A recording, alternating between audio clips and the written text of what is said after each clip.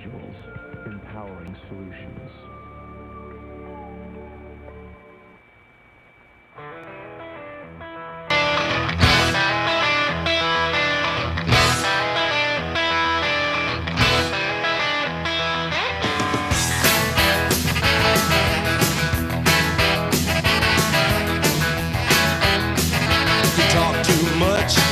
AM 560 KBLU. Russ Clark with you on a Wednesday morning. It's hump day, Carl. Dean Weingarten is here with me. Good morning, sir. How are you? Good morning. Glad to be here. Before I get going, Hyundai of Yuma advertisers on the show also. And I'm without my car this week, Dean. It's in Phoenix because I gave it to Andy. He went to Florida for me to help out in, just taking care of all the stuff from my dad's passing, the trust, getting rid of assets, the house. Well, you obviously trust him tremendously, and that speaks well of Andy. Yeah, I do. I do trust him. It's nice to have people around that you can trust. You know how that is. Well, you were a leader and manager and all that, but Andy, for the first time, drove my car. Really, I guess I just gave him my car to get to Phoenix. We couldn't get a flight out of Yuma quickly enough, so I said, "Look, just go to Phoenix, grab this one way, get to Tampa," and. We didn't talk about any remuneration for his services, nothing. I just said, go. And he just went, so there's trust both ways. That's fantastic. Trust both ways. And but he drove that car. Now, Andy is a wreck physically. Physically, he does everything he can to hurt his body every day. And I just, Andy, he doesn't do a job that he's not bleeding at the end of the job. Just says it. The problem. But he just dives in. He's a professional. He knows what he's doing and all that. But he'll lift things he can't handle. He'll stretch and grab things he shouldn't. And and he's been operated on and reconnected things and patched and sewn up. It adds up a lot. And he's in his 60s, but that's just who he is. So his back doesn't work like he wants it and whatever. So when he drove my car over there, and he said, by the time I got to Welton or something, I figured out how to adjust everything. He said he got there comfortable. It was easy on his back. He felt great. He drove it to Phoenix. He says, I understand now why you talk about this car. It was a pleasure to drive. That he got that little Hyundai Elantra GT all the way to Phoenix, and I'm just wondering if I'll get it back. Now comes the trust. I was thinking, what kind of deal on with the remuneration for this? Here comes that trust thing. Am I going to get my Hyundai back? That's really impressive that he was so impressed with it. It surprised me. When he called to talk to me, I thought it had something to do with the issues and all that. And he was like, no. He says, I just got to tell you about that Hyundai. And I'm like, really? I mean, I got a million things going on. Oh, okay. Tell me about the Hyundai. And, by the time he figured out all the adjustments on the seats and the comfort and all that, and he just glided through traffic and got used to, but honestly, Andy drives a lot of junk. Been there, done that. But he puts it all back together. He's driving a Geo Metro 3-cylinder. Okay. That doesn't operate as good as it did when it was new, and it wasn't adequate. Does that have air conditioning? Not currently. It's not a very big engine. No, not currently. It does, though, I think. I think it does. He's going to rebuild the engine again. I mean, he's always tinkering. Like I say, he's got tremendous talents. Yeah. But he works on his stuff last, so it's never working operationally like it should. But he's always helped me with my vehicles. My vehicles always did well. He just never fixed his own. Is that the way, that's the way most mechanics are? Is that right? Mechanic's wife is not supposed to ever have a car that works properly? I think that's the rule. Because you don't pay yourself, that's what's happening. Or you don't like your wife. Be careful. I wouldn't go there. Oh, no, some mechanics just got in trouble. Yeah. I don't know. They don't go home to work. The mechanics that last learn that they have to get paid enough to live. They do. And if they don't charge enough, they don't last. It's a great career, but and it's also, thinking about it this morning, because my day job, that's what I deal with, is that kind of stuff. And with the White House pushing, electric vehicles, which is fine. Vehicles are vehicles, and electric or not, we'll work on them, and we do. But by 20, he wanted to move it to 2024 to have GM stop selling gas vehicles. Well, it's insane. It's insane, impossible, and I know, you got the old John Kennedy, we're not going to the moon because it's easy, and all that stuff. I understand, pushing to get the most out of what we're capable of doing. But to say we're going to cut it off in 24, there's nothing to fall back on. Well, there's nothing. Right. I mean, if your plan is to move everybody into urban centers and move within walking distance of everything. Yeah, right. And to move people out of rural areas. Well, then tell us the truth. Tell us that's what the program is. That's not what they're saying, though. No, I think they lie daily. They lie constantly. And, we all know if everyone had an electric vehicle today, if it really could happen, which it can't because there's not enough raw material out there, let alone production capacity. But if everyone did, the grid would shut down. It couldn't handle it. Right. There's not the capacity to even close to handle it. And you're not going to do that by 2024. I don't see any plans for increasing the capacity of the grid in the U.S. No, in fact, we're expecting brownouts. We're getting a lot of. We're not building transmission lines. We're not building new productive capacity. We're shutting down old capacity. Yeah. And I had a very good friend of mine, electrical engineer, that said we're going to have problems because we're not building any excess capacity into the grid. You need excess capacity for it to operate. Yes. And we're not building it, and so we're going from what they considered workable at 80% average usage to like 95% average, and that's where you get brownouts. Well, when you build the grid and everything, and I've had a lot of friends at APS. I've taken tours. I've even toured the inside of the nuclear plant when they were changing the rods. Cool. So I had opportunities with APS, which was wonderful. But a lot of my conversations were about renewables and solar and how much can we handle, what's the capacity, and I was and they told me then, it was a few years ago, that we can only take so much because you can't turn it off, like the housing. Like their farms they can turn off and whatever and manage and do that, to meet need. But when it comes to housing, it's on and it's not turning off. So they have to manage the rest of the system around that because it's coming. That electricity is coming. And to do that, they need more transmission lines to work. Right. To switch from this area to that area to balance exactly what it is and massage it. And they was talking like 4% to 7% was the most they could even handle under current. And to manage more would mean more capability of switching it around, moving it. Right. And that means more lines going in different directions in order to massage all that excess electricity, which doesn't exist really to the point where we can go much more on the housing and be able to manage it properly. Well, there are things we could do if we put in place a long-term project to increase capacity, Correct. like distributed small nuclear systems. Correct. And that's been talked about, but I don't see it on the drawing boards. But actually happening here in China, it's happening. Elon Musk talks a lot about it. He's got some plans. But beyond that, when you talk about when you build the grid and you build everything, you build it to match the peaks, not the average, the peaks. Correct. So what is the hottest day? If it's 125, okay, let's build it for 125 degrees, bright sunlight, everything running. That's what we need to build it to so that we can make that. And that's where we're falling really short. They're not, that's why we're having brownouts in some places like Texas and in California and stuff particularly.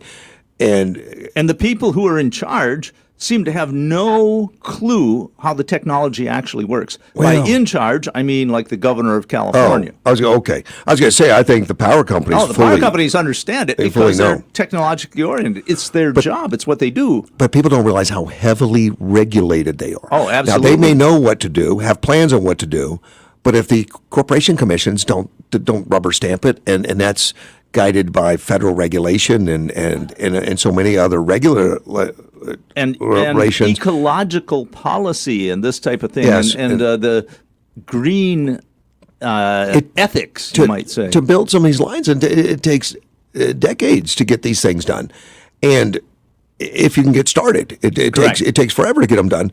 And yet Biden says, well, by 2024, we're going to be dead. Well, how in the hell are you going to build infrastructure when there's so much red tape, there's so many things in your way that you can't do it that fast. Even if you had the green light, you couldn't do it. There are solutions that nobody wants to talk about. Kill off half your population, get into a nuclear war. You're right. We don't talk about that. That kind of thing. I mean, I'm hoping that doesn't happen. No. But the stuff they say it's just easy buy an electric car is so It's laughable, ridiculous. idiotic. And it kind of, I look at them, and these are supposed to be our leaders that are supposed to be, have advisors, understand everything around them, understand the complexities, and have advisors that can tell them. And to stand up there and say just buy an EV car means they're not listening to advisors, or they're just out and out lying. I think they're lying, and I think that what we have come down to is that at least in one party, or you might say the uniparty or whatever, the deep state, what you want to call it, that a great number of those people don't have the best interest of the American population at heart. True. I think that's an easy assumption based on And I think actions and what they're I think doing. a lot of them have been compromised by foreign actors who find it much easier to buy our elections than to go to war with us. We've been seeing more and more evidence of that, of George Soros money all over the place, Well, and and these the PACs and everything. Chinese. Russians apparently. And it was yeah. brilliant what they Ukrainians. did. Brilliant what they did. Iranians. I'm going to steal that from my fact checker, Edward.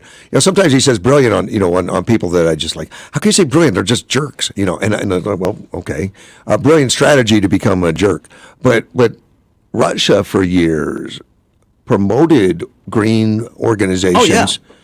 To make sure that Europe shut down their nuclear, to make Europe shut down their capacity, Exactly. to, So they would to be independent. So they'd be dependent on Russian petrochemicals. Apparently, they did it for years. Oh, yeah. They kept promoting and throwing money into the green people to help get politicians elected that would support green energies, so that they could become the owner of all the energy. Yep. And And amazingly, everyone in the West fell for it, and they're still falling for it today. Yes. Well, I don't know that. Saying everyone is probably a little. I'm looking at all European countries and United States and Canada. How much of that money went to support people in the media in those countries and in the U.S.? I have no idea. And the more I uncover, the more disgusting it becomes. Yeah. But who knows? But I mean, because that's a key. If you can get them to support the green groups. But a lot of those were bought out by billionaires that support these issues. Exactly. And that way, we don't hear all the news. We hear, what fits a narrative, Right. that they've got to promote What they and push. want us to hear. Yeah. What viewpoint they are promoting. And they're propping up Joe Biden so much, like it's like a Weekend at Bernie movie. It's just hilarious. It's close, It's surprisingly close. Because we don't really see him. In fact, he went out in public. They think he needs to do more public. You saw him fall on the bicycle and all that. We don't see that on any major news, but he hits the ground a lot. He does slip, fall, whatever. He's very old, not in complete control. They had him on a bicycle with a helmet falling down. And at that time, and I think before or after the fall, I don't know, there was he was accessible to some press that asked him a question. The family, the granddaughters all stepped in to pull him away because they didn't have the Easter bunny.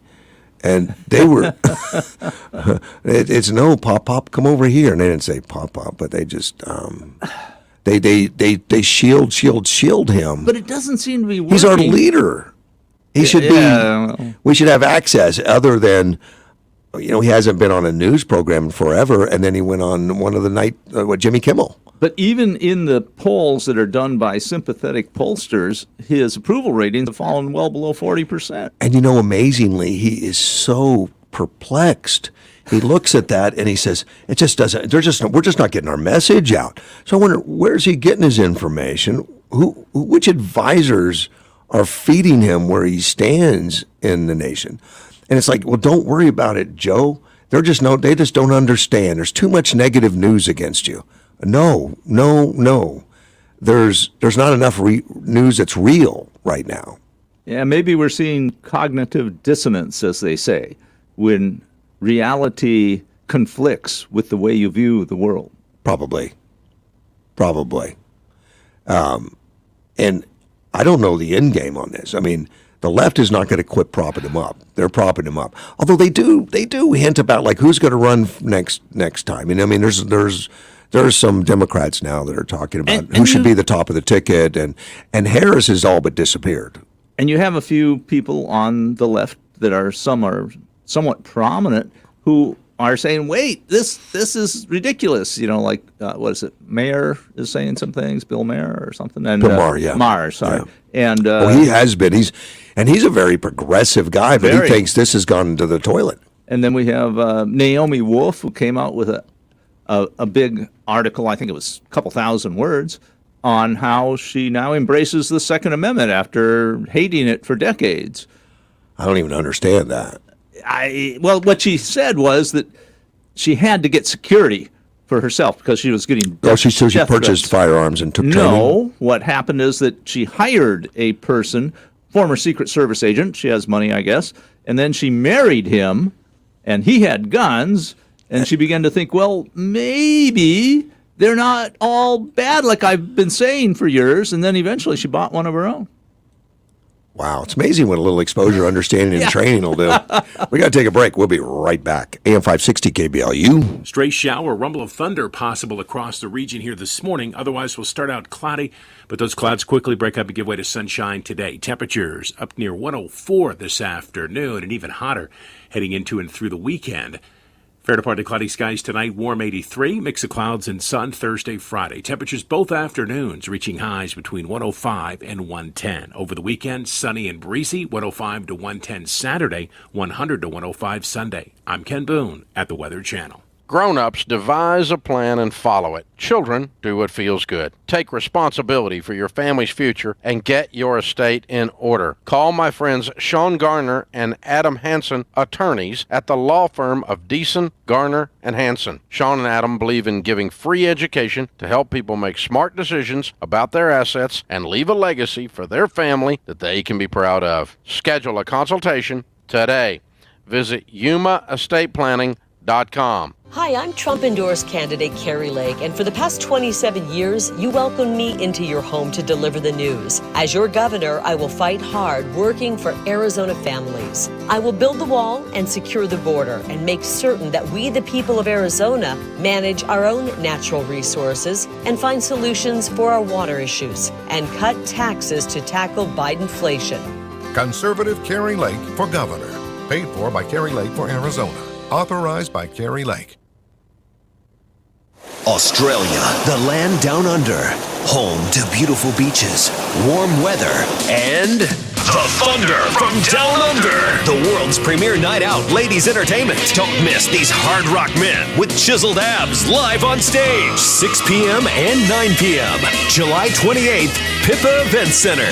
Buy tickets at playqcr.com or at the casino box office. Don't miss all the excitement. Thunder from down under. Hi, this is Tony Gwynn Jr., excited to be on 560 KBLU for San Diego Padres baseball. Get the games here and get the complete game schedule at KBLUAM.com. Padres baseball on KBLU is brought to you in part by Paradise Casino Sportsbook. There's nowhere better to place your bets than Paradise Casino Sportsbook. So much, so close. Manufacturers in the U.S. are driving the economy and rebuilding supply chains amid historic worker shortages and record cost increases. But now, Congress is threatening to raise taxes on manufacturers and small businesses. Taxes won't strengthen supply chains, promote energy security, or spur new investments and fill vacant jobs. Tell Congress to say no to taxes that would devastate small manufacturers and family businesses. Paid for by the National Association of Manufacturers. AM 560 KBLU. Russ Clark back with you with Dean. And we were talking off air a little bit about Trump, and that there was a couple of people he endorsed in Georgia that just did horrible, like 25% or something like that, which I think is okay. I mean, he's endorsing people based on not whether they're going to win or not. I mean, I think his endorsement helps their numbers greatly. It has shown to be. At one time, and I know my fact checker gave me numbers, like he was at 96% of people he endorsed winning. Now, with Georgia just having a couple losses, see, I'm asking my fact checker, what's the number now? I have no idea, but he endorses hundreds of candidates, based on principles and small government and spending and all the things that he thinks needs to be done. But my fact checker is busy this morning. He's already sent me some stuff.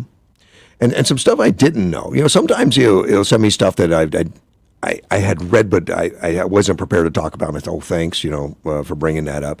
But a lot of times it's just stuff that I didn't have access to. And one of them is when we just talked about the Jimmy Kimmel with Joe Biden. Jimmy Kimmel taping with Joe Biden showed for 23 minutes on air. But there was a 58 minutes of audience and taping. 58 minutes is how far I sat there. The audience was forced to sign a NDA prior to taping. Wow. I had no idea. And during that interview, he never mentioned Ukraine at all. As far as we were talking about brownouts and everything and going on in the grid and all that stuff, it says White House has declared that brownouts and issues of the electrical grid are a direct result of poor planning policies of the former administration. The White House stated that the U.S. was stuck in 4 years of dark ages, which is why there are problems today. What crap. Oh, yeah. I mean, it's interesting because it's all projection. They're trying to put us into a dark age. Yes, and blame it on Trump, who was doing the opposite. Exactly. Yeah, amazing. The lies and the misdirection that come out are just amazing. And the January 6th stuff, which you've watched a little bit, I haven't watched hardly. I haven't seen. I mean, I've caught a little bit of a clip or on the news or something. I've just seen little clips here and there. But a handpicked by Nancy Pelosi for everybody. It's never been done before. Right. That has never been done. They're bringing up only people that have something negative to say about Trump. And anybody that knows him is going to have things they agree and disagree with. So no big deal. So you bring Bill Barr on. And Bill Barr says, well, I don't like this, I don't like that, I don't like that about Trump. So, but they're not asking me any questions about his foreign policy, about the things he liked, the things he embraced, which was both. He had both. And Barr, when you see his interviews, are very fair about both. There's things he just absolutely didn't warm up to on Trump with the mean tweets and things. But this thing is just so one-sided. It's handled like a court, although there is no. It's not a. There's no court. Adversarial rebuttal or None. cross-examination, and they even alter video. They cut out the parts they don't like and only show you what they want. And the same with even some audio clips. See, in a courtroom, they ask you to tell the truth, the whole truth, and nothing but the truth. This is the opposite of that. This is strictly just things that are framed to send it a certain direction, even if they got to cut things out, leave things on the table, and do whatever they want, because it was all handpicked by Pelosi. Now, they may say, well, we got Republicans handpicked by Pelosi, not by the Republican Party. The Republican Party, as always, put forth their candidates to be put on the panel. Well, Pelosi said, no, and I got my ideas, and she picked them. Never in the history has it ever been done like that, ever. Yeah, she's violated, hundreds of years of tradition. Yeah, it's not it's not a legal issue. It's an issue of fairness, tradition, and balance. And she says we don't need that anymore. Yes, well, this is the prototype that we see for this kind of thing is such as in Venezuela or Nicaragua or wherever, where the left takes over and then say, after we get power, we don't let go of power. Yeah, exactly. And this is basically a kangaroo or, a show trial that says bring in the guilty. Yeah, right. And we're just going to do a crucifying on national TV for a while. Yeah, the Alice in Wonderland verdict now. Trial later. Off with their heads. I want to talk about the Supreme Court for a minute on a recent decision that about religious freedom and education. Oh, you saw that one, didn't you? Yes. And it shouldn't have been a surprise. I mean, this has been trending that way for some time. Maine was just a little bit in the dark ages. I mean, they're there all the way in the top corner next to Canada, and maybe don't get enough attention. Yeah, I read a little bit of that decision, and they just said, look, we have these previous decisions here and here, and they listed them. Yes. And they said, we are just following what we said before. Why aren't you listening? Like I said, it's been there. There was a 2015 Trinity Lutheran Church versus Comer. In that case, the court upheld it was unconstitutional to exclude churches from participating in generally available benefit programs because of their religious identity. Now, and the case in Maine is the Maine will pay for alternative schools when no public school's available. They have a little different system than us where in this state we get choice. Whatever school you want to go to, the money that goes to the kid, and whatever school he pops into, that money is distributed to that school. And I like that. I mean, that's parental choice 100%. In Maine, there's a lot of places where public schools aren't readily available because they're in rural areas and they don't really want to do it. Sparse population, whatever. And they'll pay for it. In fact, something else I didn't know about Maine, they will pay for it even if it's a school that goes out of state or out of country. So a lot of wealthy people will have a residence away from a public school and then jet their kids to another country, and Maine pays for their education. Well, I mean, in a way, it's fair because so. it's the same amount of money. It's just you get to choose where your child goes. Yeah, but I would draw the line at the boundaries of the state. Yeah, you could do that. I mean, because it's within their power to do that. Yeah, and not that it's only going to wealthy families. I mean, who else can afford to send a private plane to? Well, look at our situation here in Yuma. What if there was a great school across the border in Mexico? Yeah, I'd say no. Oh, okay. I would, because it doesn't support our communities, doesn't support our. And it's taking stuff. the money outside of the locality. You can look at it that way. Yeah, they said, well, it's a great school. Well, then go. But it shouldn't come out of the tax base from the United States. Or the better solution, just start up a version of that school inside our borders. Yeah, and that's what'll happen if you don't support the one outside. Yeah. You know, unfortunately. But this case is the school. I mean, the policies in Maine were specific in that any school of your choice, as long as it's not religious. Yeah, exactly. And they said we're protected by the First Amendment, which says we can't support religion, which is really taken out of context. But it says it supports the creation or support of it. It doesn't say you can't support religion. It says you will not prevent the free exercise of religion. Well, we need to read it.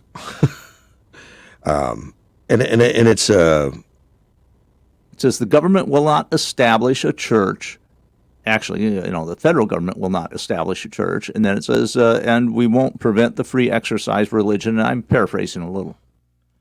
Yeah, let me just bring it up get because it's very short. Congress shall make no law respecting an establishment of religion or prohibiting the free exercise thereof. Definitely. And that's the whole thing.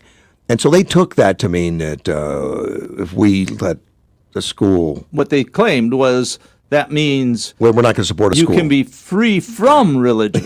Yes, and that's not what it says. And it doesn't say that. It says make no law respecting an establishment, so that the government can't establish one, or prohibiting the free exercise. Right. And, of course, if you say, well, I'm a religious and I'm a school, well... I think that prohibits it if you don't allow them to be part of the general. Because and that's what these you're allowing secularists, and that's what the Supreme Court decisions say, basically. And it sounds very reasonable to me. Espinoza versus Montana was another one, that a state cannot exclude schools from school choice programs simply because the schools are religious. So you can't exclude it or make it a mandatory either. Exactly. Either way, it's like one way or the other. And but Maine stuck to it, even though these had already been done. In 2015, and so the Supreme Court just went along with its already decisions that we're not going to support. It's precedent, or push away from a school, either one. Exactly. So good for them, and it was a 6-3 majority, which I'm always interested in that because to me I think it's easy to figure out and look at. But why are the three dissenters? Well, the three dissenters are the doctrinaire leftists. Correct. I mean, they're not really reading the words of the amendment and all that. It's more like the way it should be, what's best in their minds, regardless of what the law says. This is that silly living Constitution doctrine, which says the Constitution is whatever we want it to be at any time we want it to be something. That's the way it seems at times. It does. Unfortunately, it does. It does feel like that. But very good for the Supreme Court to get that right. And I think that bodes well for these, about another dozen decisions coming up before the end of the term. And my fact checker also corrected you on how the court systems are handling these. He says, we're going to give you a fair trial, followed by a first-class hanging. That might be a better way to put it. I mean, it's, And now it looks like my fact checker's buying a house in Maine. I don't know why. There's bound to be deals out there, so why not have one? Maybe that's it. I'm trying to figure out why. It's not that he needs a place to live. He's got a couple. Well, let's say that he has a school that he's a private, exclusive school that he's sending his kids to, but he has to pay for it. But now if I get a house in Maine... Oh, maybe he sees that there are people be moving out. Well, they can't move to another state that doesn't have the law that the Supreme Court just said that this, Maine can't have. Yeah. I think they were the last holdout. The question might be, how many legal residences can you have and claim tax credits for? Oh, wait a minute. I know. When I mentioned that wealthy people could send their kids overseas, that's okay. Now I get it. Yeah. Because he could. You just have to move to the rural part of Maine where you're not close to a school. Have a residence there. And say, my kids, I want them to go to this school. I'm going to send them to Ireland because that's the only place to school. A place in Virginia. Well, he's Irish. Or a place in Virginia. Oh, yeah, where he has another house, just not his residence. If there's a loophole there, he'll do it. Yeah. And I'm sure he has lawyers to check it out and make sure that he meets the proper qualifications. Look, the thing I like about Edward and the business guy and the thing it isn't his money, because I'll never see any of that. But I will see his knowledge. And I will see the way he attacks business and the way he double checks everything. Whether he knows it or not, he has other, experts. He'll call me late at night to ask me questions because he'll check resources from, people that live in dirt lots to, whatever. I mean, he's out in the public, he's out asking, he's out talking, and, he finds that information valuable. I see so many people I've even answered a question for him. Like I'm in charge, so I make unilateral decisions, and I see him just screw up all day. And I go through that a lot in business. You see it, and where they're in charge of these, and I'm like, well, why did you do that? And because if you just called a couple people, you would have saved yourself. So to have people around you to save you from yourself, even if you know more than most or you've seen it and done it, still ask. Well, I recall an analysis about our bureaucratic administrative state that was kind of revealing. And it said the problem with having a very complex system, which we have, extremely complex, is that the people who are smart enough and have enough money can navigate the system to their benefit, where everybody else has a difficult time. Correct. They can, and those are the ones that are going to succeed when it gets real complex. Because someone like Edward, who does information for a living, I'd say investment, but it's not. It's information. That's really what he lives on. He lives on information, and I've asked him that in studio here, and I've had fortunately been able to sit down with him and had some talks about it. But he values information most. And I asked him if he had his choice between all his charts and understanding of graphs and where the investments go, or just understanding people, which is the most important. And there was no hesitation, it's people. That's his reliance, and that's his strength, is understanding people and having the right people. If you can understand the people, you can pick people who can check the charts and everything for you. Right, and he knows both, believe me. I mean, it makes sense, because you have to be able to check the fact checkers. Right. And it's like, well, would you rather have a right hand or left hand? That doesn't mean you give one up. Yeah. Yeah, you still have both of them, but you're maybe predominantly one. But he understands to him it's information. And he's an information guy as much as anything. It's all about information. And he goes to great lengths to get information. And it's easier to get now than it ever has been. Yeah, but there's so much of it. I think so, but there's more and more people trying to hide it. And that's, and that's we are seeing that, and that's the key, too, is to get that, and that's and that's a surprising thing. He brings up stuff at times that just surprises me that I did not think. I don't work in those circles. It's amazing. Sometimes he'll ask me, hey, I had to do this deal where I had to do something offshore, and I had to get a consultant to come in. Guess who that was? And I'm like, that is so far out my realm of even understanding. How would I even guess? But he pays attention to the people and what goes on. And I think that's a success thing. And if anything, learning from a guy that's successful, and you want to do that, you want to pay attention to that, and you want to glean from it. and everyone's going to see something different because they see mostly what they want to see. But if you really pay attention to it, it's information. There's no question that if you want to be successful, one of the keys is to hang around successful people. That seems to be the case. It does. I mean, and it's not always easy to do because getting into that circle is. But I understood that from day one. And there's been a lot of seminars. I mean, every seminar will have that on it. That it's poor people that just take rich people to lunch and pay the tab. They're the ones that have everything to gain.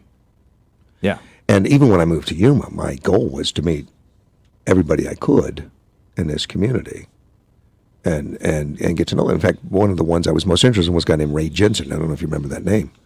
But he had Automotive Parts Exchange doing about $200 million of business in an industrial area here. Oh. And he wasn't widely known. I mean, but because it was all going out of state, he was doing stuff for the whole nation, building starters and alternators for the automotive industry. But yet he was kind of a recluse and angry old man that nobody could get close to. And I said, that's who I need to meet. And I found a banker that had conversations with him. I said, and it was Bill Esmeyer. I said, Bill, you need to introduce me to Ray Jensen. He's like, oh, wow. Well, you obviously, found a button that not many people were pushing. Yeah, he said, well, he has lunch at the country club a lot. I'll call you when I know he's going to be there. And that's where I met him, at the country club one day when he was having lunch there, and I was having lunch with Bill, and he walked over and introduced me, and it was like, yeah, why should I care? Type attitude. Yeah, That was him. Because he just pushes everybody away. Right. And I told him. And he says, well, and he said, well, what do you want? And I said, I want to take I'd like to see your building, your facility, and how you go out to business. He said, well, I guess I could give you 5 minutes someday if you drop by. Seriously, those were his exact attitudes, which intrigued me, made me lean more into it. I said, no, I'm going to beat this guy. Yeah. I took my son the next day, that morning. Now, he's in second grade. Yeah. I picked him up from school. And I said, hey, man, I'm going to run by this Automotive Parts Exchange real quick. I'm going to be in there. It won't be more than 5 minutes maximum, I guarantee you. And I'll be back. How long did it take? 2 hours. So much for that. But it was a cool day. It was not hot. And when I went in and I said, I'm Russ Clark from NAP. I'm here to see Ray. And he said, hold on a minute. Ray come walking out because he was expecting NAPRA Corporate. Oh, with some issues. He was shocked that they showed up. Yeah. He just thought it'd be a phone call. So he walked out and he looked at me with such disappointment and disgust. He says, "Oh, it's you." And I said, "Yes, it is." He said, "Well, what do you want?" I said, "Well, I came to take a tour of the building." And he says, "Well, I've got appointments coming up, and I've got to leave here in 15." I said, "All will work out because you said I'd only get 5." And he stopped. He froze for a minute. Because I guess most people run from him. He said, well, okay, let's go. We were 2 hours. Now, you were there with your son, right? Oh, he was in the car out in the parking lot. Oh. That was before it was child abuse. Okay. No, it was a nice, cool fall day. But I had to go out, and I'm still apologizing to him for I this was day. thinking that you took your son along as a... I literally thought I'd be thrown out. I literally thought I'd be thrown out, but this was my first time.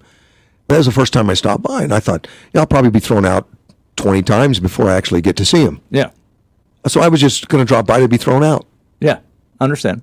And he 2 hours, because I started asking him intelligent questions about, time management and logistics. He was probably a little surprised that somebody was interested. Well, and that I even understood the industry, and that I understood exactly the issues of the industry and the testing and what's your rate of failure and stuff. And he's like, well, why do you ask all these technical? I mean, he would have assumed I wouldn't have known the technical questions. And he was doing a just-in-time inventory assembly, which I was very curious on how it worked for him. And no one's ever asked him before. They just told him it didn't work and never looked. Wow. So I ended up being on his board of directors. Yeah. And he had set me up to be CEO of his company when he did a buyout, and I was rejected by the Hathaway that purchased it because I didn't have a master's degree. And I said, well, Ray, I can go get one. Yeah. And he says, well, they have their own way of going, and they ended up falling apart, and the whole thing collapsed because I've seen that kind of thing again and again because you have a key person who makes everything work, right, and then they leave for whatever reason. Well, and or so get bought out. They brought in a guy to run it other than me, and he had his own ideas on how they should do it, and he undid all the things that made Ray successful, and Ray sued them in federal court, and then the whole thing dissolved, and it was terrible. Yeah. Because they wanted to fix all his problems, but yet his success was the reason they bought him. Right. Amazing. Let's take a phone call. You're on the air. Hello, Russ. You were just talking about having to deal with a grumpy old man. I know a grumpy old man, and I have to deal with him every single day. Well, and who Massive, is, by the way. And having to deal with a grumpy old man is actually easier than you think. Have you learned that? Have you learned that? No. No, he's just grumpy. She wants some tips. Well, the tip is don't be afraid.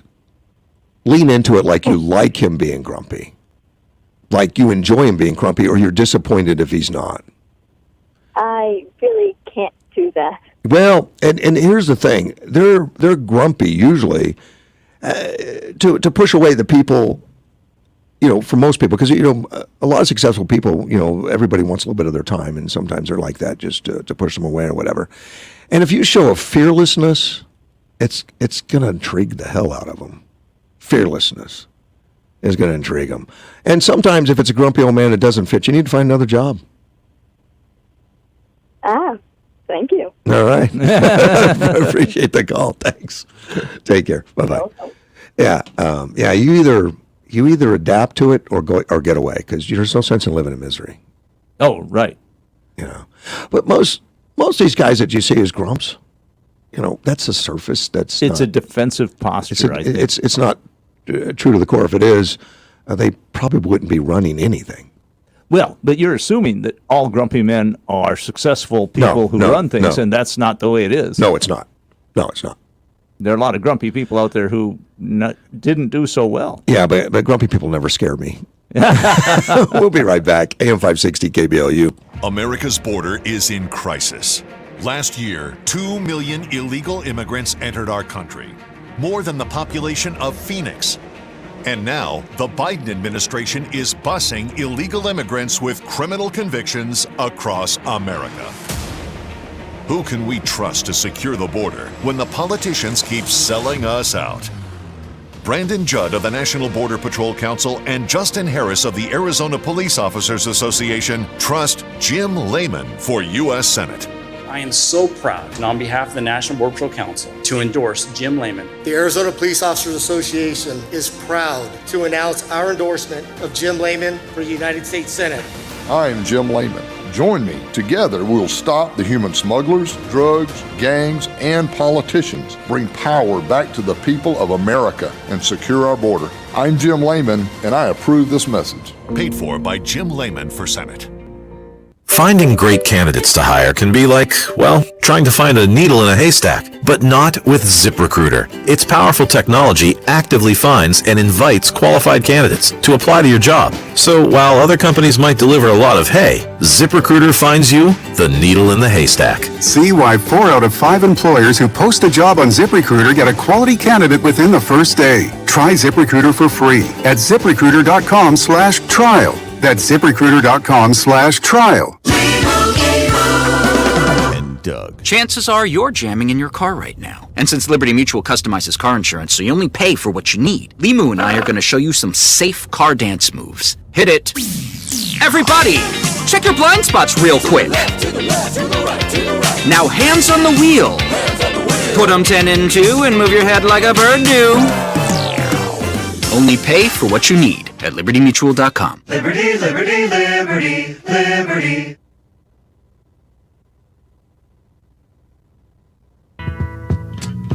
There's something happening here, but what it is ain't exactly clear.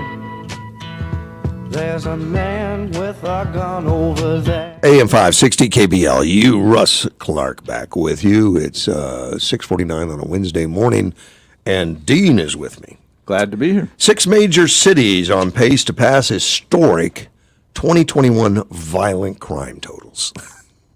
Yeah.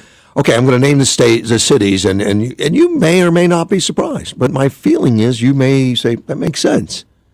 Baltimore, Los Angeles, Philadelphia, Washington, D.C., Atlanta, New York City. I don't know why Chicago's not in there because I know they're having an increase. Maybe it's not historic, but New York City's having a 25.8% jump in violent crime. The biggest part of the crime is homicide is the biggest Wow. Yeah. part of crime. The violent crime rising 30%. Homicides have been one of the factors that's driving it up. And 2021 was already historic highs too. Yes. But it's really heading back up. We came right down Yes. in homicides. Oh, remember the 70s, the 80s? It was horrible. Well, the 80s and 90s were the peak. Okay. In the whole country, we were at about 9 to 10 homicides per 100,000 people. And we're now, I think, going back up from the lows, we're about 4.5 or so per 100,000. So what do you think happened? Do you think guns have become more angry? No. What happened is the Ferguson effect, for a large part, is Correct. Oh, wow. I'm surprised you mentioned that, but that's in the article too, the Ferguson effect. Because when you tell police, if you aggressively go after crimes, we're going to arrest you and convict you and put you in jail and you'll lose your career and your house and everything. Right. You know what happens? They don't aggressively go after crime. They don't arrest people. And and then we're blaming right now, a lot of the headlines you say, it's gun crime, gun crime, gun crime. It's not people doing it. Yeah, this is one of the distractions or the tactics of the left. They don't like the idea that anybody should be responsible for anything. It's always something else. It's the environment, it's the culture, it's the gun, but it's never the person who's responsible. But we seem to be coddling the criminal and exactly. the victim, and the police suffer. For the far left, criminals are just proto-revolutionaries because they reject the system. And the far left thinks we need to destroy the system so that they can somehow build back better. Once you create that mob, you can't control it. No, and the only way you end up trying to control it is you have to do more police and more policing and put more people in jail, and you have to try to develop a generation of people who respect the law. And it's hard. It's a generational thing. Once people have learned that they can get away with crime and they can't depend on police, it's very hard to unlearn that. This article, goes through a lot of numbers and all that, which I won't bore you with. We all know the story.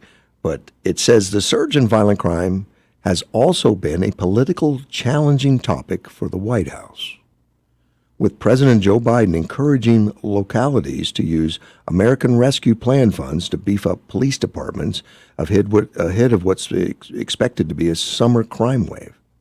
Well, that's so ridiculous. I mean, it's been the progressives, the Democrats, Joe Biden, Barack Obama, that police acted stupidly was in his first year, that have been anti-police and pro-mob, pro-Black Lives Matter riots, pro-Antifa, and all of those things in Portland and all over, that have said sometimes you just got to let them riot. Well, one of the big and now problems, they're saying beef up the police. One of the big problems with the left is they get the arrow of causality backwards. They say police cause crime. Yeah, they did. I've heard that. I mean, that's a fringe thing, but they have said it. It's come from the left. That's what leads to the policies like defund the police. Yeah. He says, and the White House says, use these funds we made available to you to prioritize public safety. Now, that was Biden directly, he said last month. Do it quickly before the summer when crime rates typically surge. Taking action today is going to save lives tomorrow. So use the money, hire the police officers, build your emergency response systems, invest in proven solutions. Well, the proven solutions have all been thrown out by this administration. Pretty much. And Democrats in general. And the proven solutions are rejected. Right. And Giuliani did amazing things in New York with the broken glass type policies. We know take care of all small crime. We know how to fix it. We know how it works. And they don't support that, but now they've got to say, well, we tried. We did everything we could. We set up money for the American Rescue Fund or plan after we destroyed the systems. where you see these surges are in areas where the prosecutors and the administrations are all on the left, and they reject ordinary support for the police, and that's where we see it. We don't see it in places that are strong supporters of the police. Now, I haven't asked, our Sheriff Leon Wilmont or our police chief or anybody, at least recently, how long does it take to hire, train, and get a officer up to speed to get ready for the summer crime wave? I don't think they've got enough time. Yeah, and then once you hire them and get them on the force, that doesn't mean that they're a seasoned police officer that can handle things. They have to get some experience. They have to get more training. Right. It's the last thing we want is all untrained or inexperienced policemen handling a new crime wave. Well, that's going to be a tough deal. Let's talk about the George Floyd case. Of the, I think, 4 officers that were there, weren't 3 fairly new? One had just been on the job for, I think, less than 2 weeks. I don't remember. You would know that more than me. But yeah. I mean, so you had, because the experience helps. Experience helps a lot.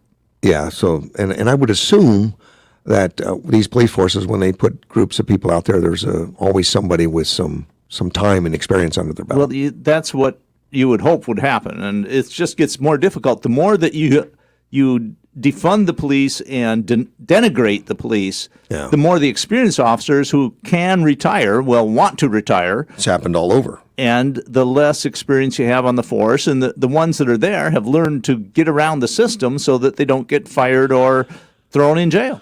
My fact checker, talking about grumpy, has said that his daughter has proclaimed that he is grumpy, which he rejects. He says he's just detailed, which I guarantee you he is. Oh, yeah. He will ask questions you haven't thought of if you want to do a program or policy or something. And that's what makes him valuable to everybody but his daughter.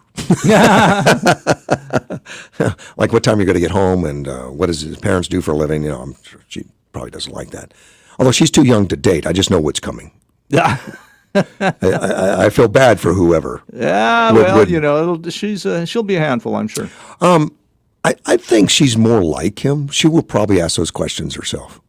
Probably. Yeah, I think his daughter has identified herself to be his replacement. Well, there's that old folk wisdom that daughters tend to be more like fathers and sons more like their mothers. I think that's true in my family. I mean, it's true with my daughter. She's intrigued by what I do and tries to, which has been fun actually, and fun. And so she'll call me and ask me about social issues and problems, at work. I mean, and keep in mind, she was a manager at Texas Roadhouse, having maybe 300 people on staff that had to report to her. And so it was always how do I handle angry employees? Someone's not doing this right, angry customers and all that. So we always had conversations about the handling of personnel and all that.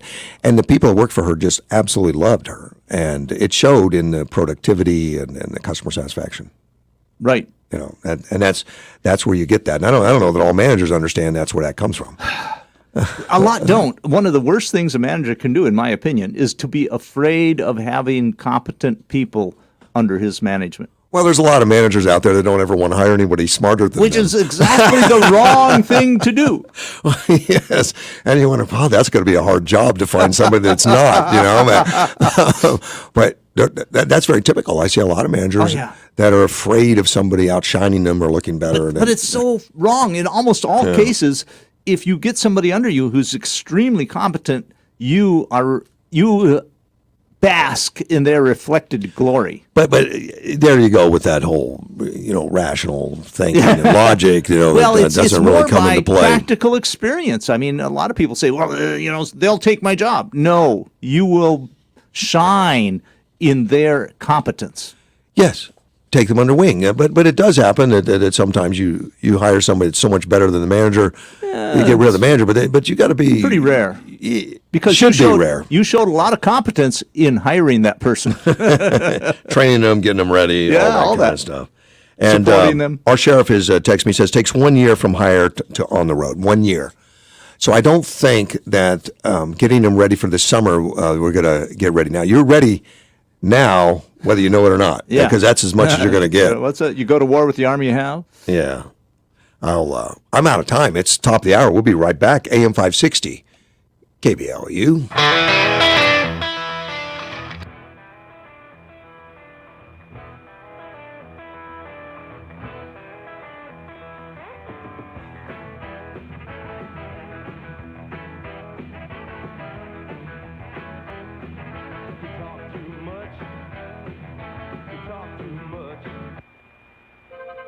From the 1 Hour Air Conditioning and Heating Studio, this is News Talk 560 KBLU, Yuma. Is gas going to continue to get cheaper? I'm Dave Anthony, Fox News. The price is down 8 days in a row, falling another penny this morning. And the price of oil, a big factor in what we pay at the pump, is plunging $6 down to about $103 a barrel. That's almost 20 less than just 2 weeks ago. President Biden wants to save us even more gas money, urging Congress to suspend the federal gas tax for 3 months.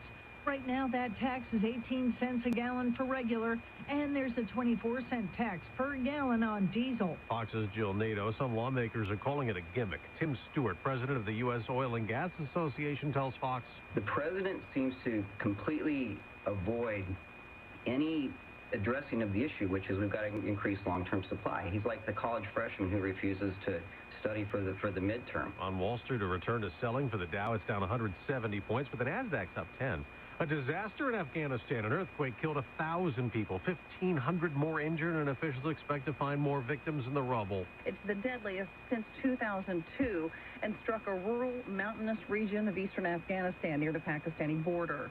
An emergency meeting has been convened at the presidential palace to coordinate relief efforts, and the UN's resident coordinator says, quote, help is on the way, but it may prove to be difficult.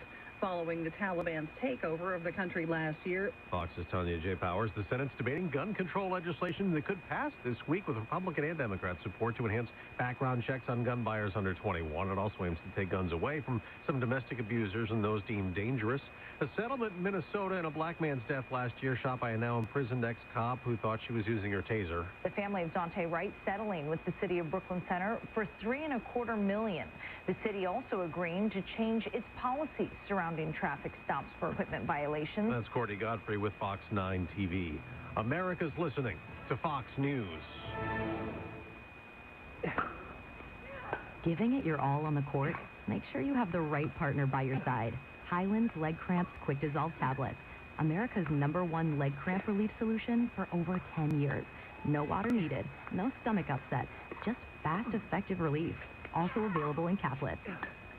Highland's Leg Cramps, to healthy competition and beyond. Available at Walmart, Walgreens, and CVS. Claims based on traditional homeopathic practice, not accepted medical evidence, not FDA evaluated. This is it. Your last chance to win the new $15 million prize of a lifetime from Publishers Clearinghouse. There are just days left to enter to win $15 million on June 30th. So you must enter at PCH.com before it's too late. $15 million, all for you. But time is running out, so enter now at PCH.com. The $15 million prize of a lifetime. Don't miss your last chance to win it this June 30th. Enter now at PCH.com. Entries due 6/28. No purchase necessary. Prize paid at least $390,000 annual. Here's the news in 60 seconds from YumaDailyNews.com. Unemployment in Arizona has been rising to just over 3%. That's up from last month. The state is doing slightly better than the national average, which is over 4%. Read more about the unemployment rates, YumaDailyNews.com. ADOT shared that today between 5 a.m. to 4 p.m., lane restrictions on I-8 and Yuma will be in effect. Those delays will be west of 1-8 between Harold C. Gitz Parkway and Arizona-California border. It will be down to 1 lane. More info, YumaDailyNews.com. Yuma County Sheriff's Office has been sharing info on how to help Yuma residents manage their households during these extreme summer temperatures. Arizona and APS have partnered to offer free Lyft rides to cooling centers and emergency heat relief stations during Arizona's hot summer months. Learn more about the assistance programs on the website. If you have ideas for a local news story, you could always send us an email. That email is newsroom@yumadailynews.com. Go ahead and send us your story and we'll take a look. That's the news for now. I'm Kendra White. Your next sports bet is closer than ever at Paradise Sportsbook. Kick back and experience live sports betting right in Yuma. There's nowhere better to place your bets. So much action, so close to home. Paradise Casino. Must be 21 and older. Management reserves all rights. Call 1-800-NEXT-STEP 24/7 for problem gambling. Arizona conservatives are lining up behind Karen Taylor Robeson for governor. Why? Because Karen Taylor Robeson is a lifelong Republican who served in the Reagan White House. Karen is an award-winning small business owner and has a 6-point plan to secure the border. Former Arizona Governor Jan Brewer stood up to Barack Obama. Now she's supporting Karen Taylor Robeson. Jan Brewer. As Arizona's governor, I fought to secure our border and took on Barack Obama. Carrie Lake, she donated to Obama and published a radical plan that even the liberal Arizona Republic called mass amnesty. That's why I'm supporting Karen Taylor Robeson. She's a small businesswoman and a fighter like me. Karen has a tough 6-point plan to secure the border. She'll get the job done. Join me in voting Karen Taylor Robeson for governor. Join conservatives across Arizona in supporting Karen Taylor Robeson for governor. Authorized by Karen Taylor Robeson. Paid for by Karen for Arizona. They held your hand on the first day of school. They've been there for every important milestone in your life. Now it's your turn to be there for them. As the area's only non-for-profit hospice, Hospice of Yuma works to ensure that your loved one receives the quality care and attention they deserve. If you have a family member diagnosed with a terminal illness and are feeling overwhelmed, we want you to know that you and your family are not alone. The community's best hospice care provider is only one call away. For more information, contact Hospice of Yuma. Your community, your hospice.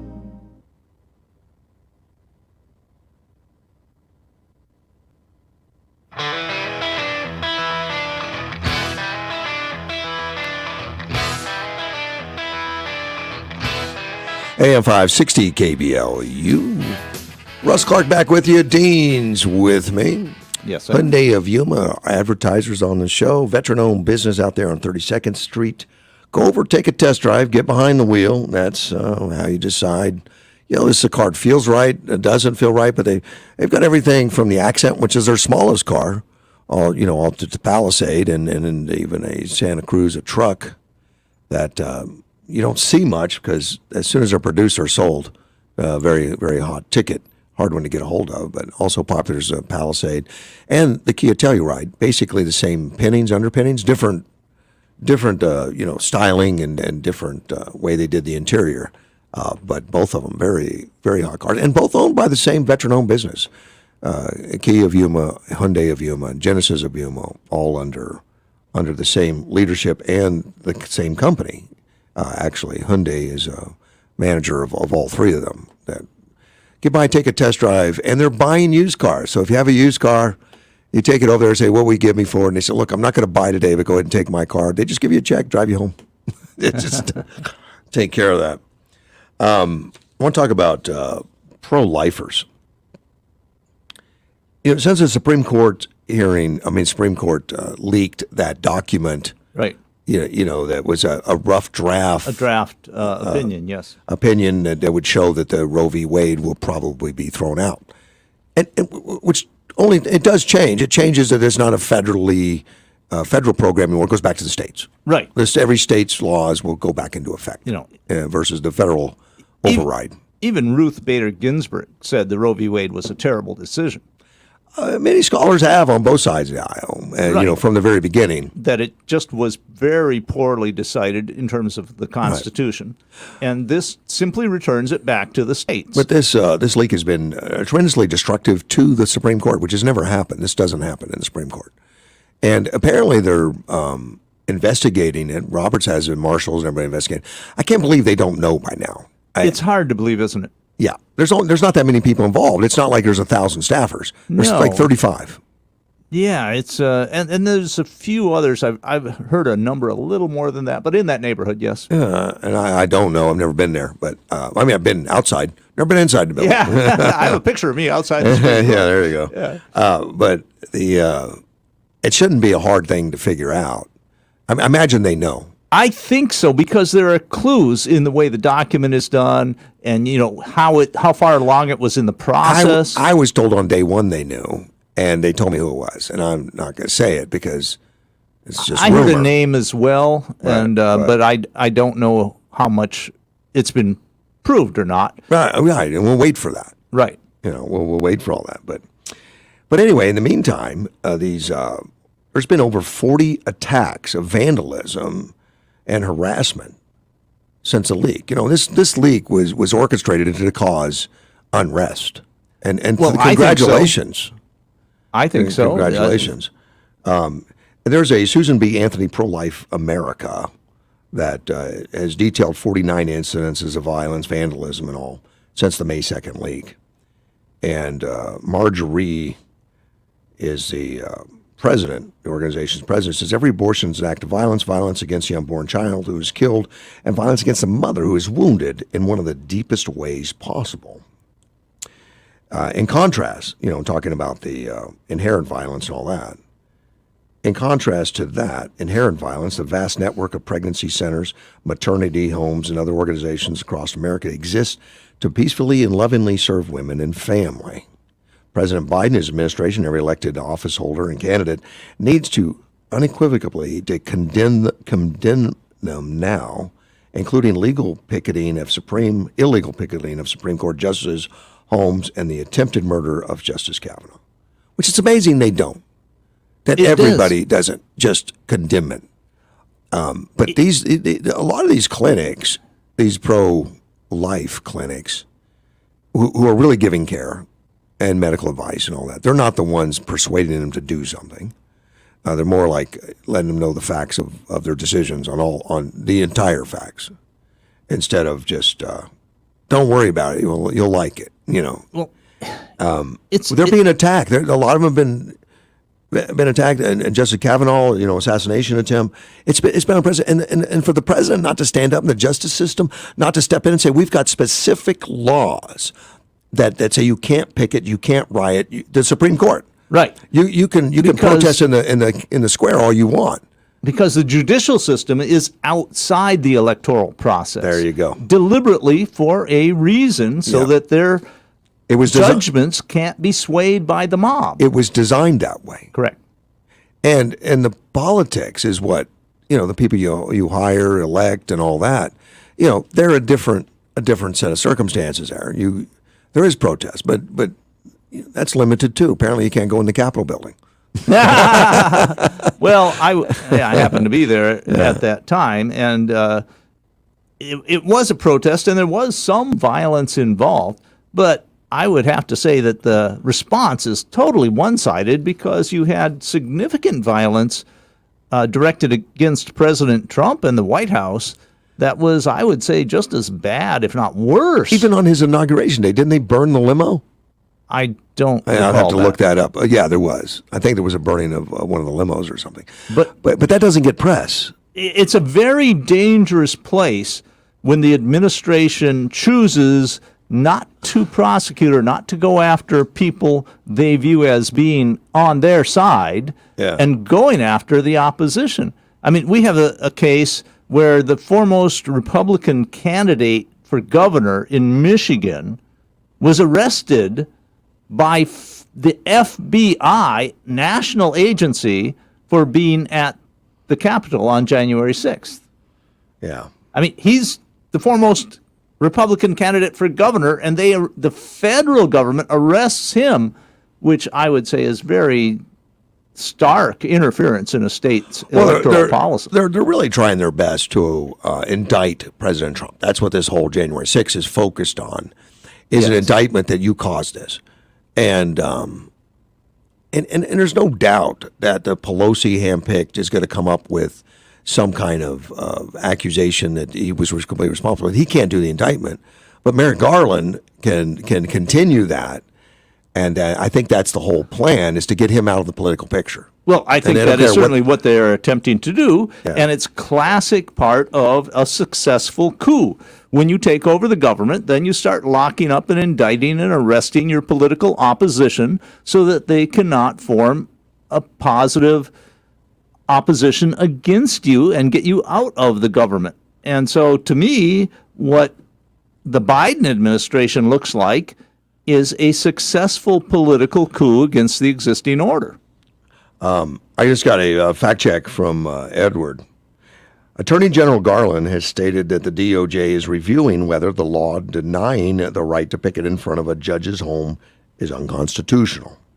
The review is expected to take 4 to 5 months. So I mean, until right, after the election. If we're unsure of the law, let's not enforce it.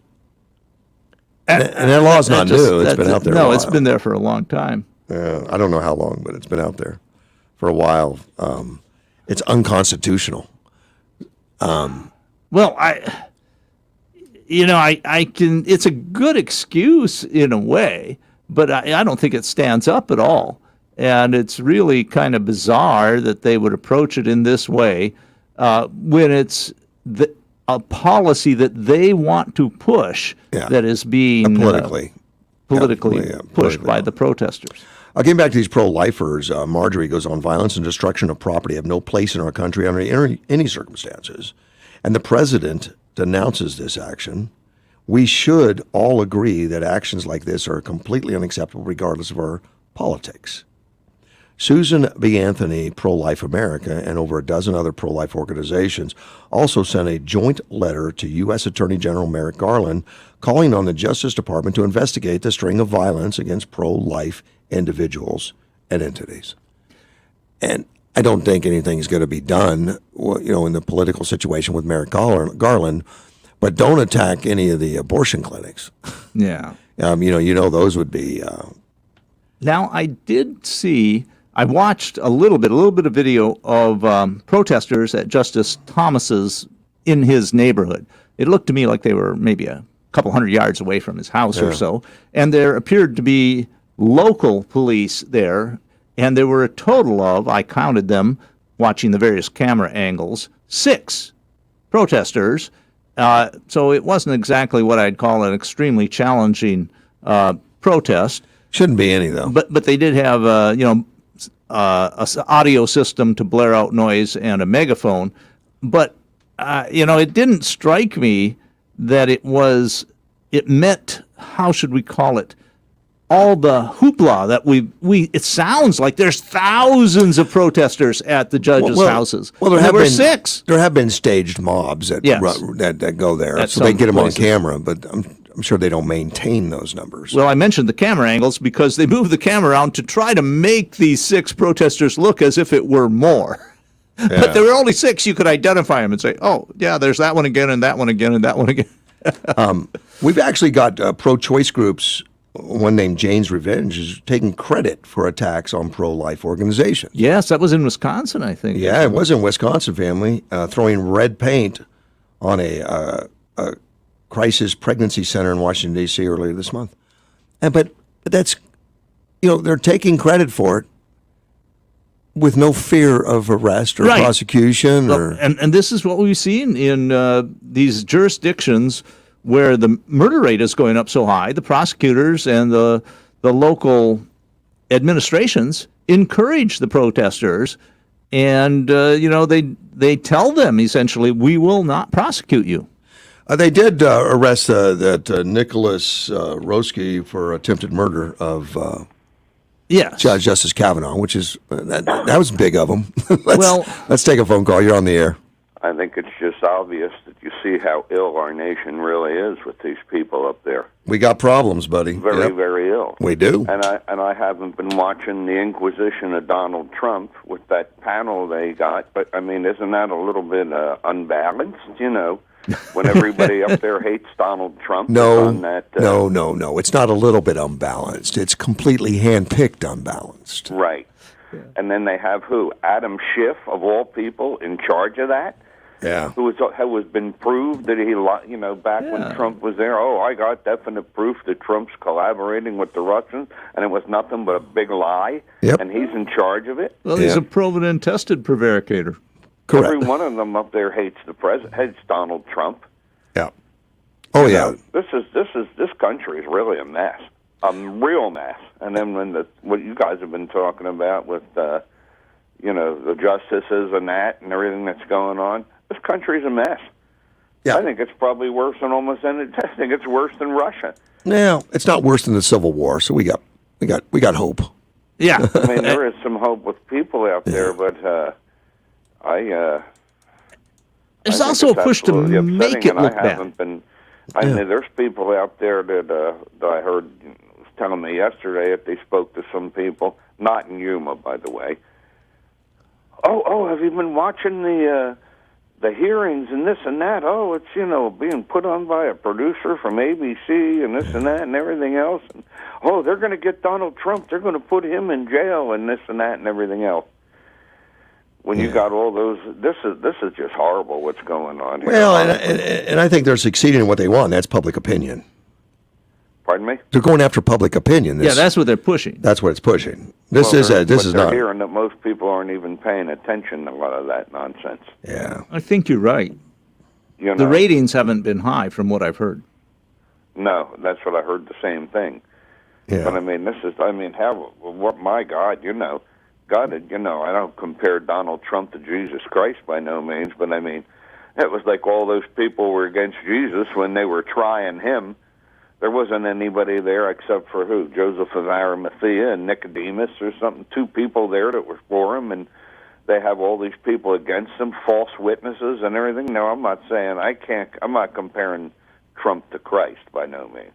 But I'm saying some of the similarities are weird, like bringing in all these anti-Trumpers that are sitting on a panel trying to condemn the man, and, it makes me laugh. You had a guy in there that did so much good for the country in those times after all the crap they put him under.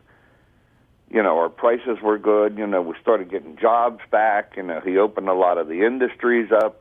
Of course, the gas thing, we don't have to go on that one. And then all of a sudden, these people are all, turned and want to destroy him. It's just unbelievable. Oh, I hope they put him in jail. Put him in jail for what? They don't know. Because Barr said something bad about him. Yeah. You can go back to biblical. Those people, look at the Clintons.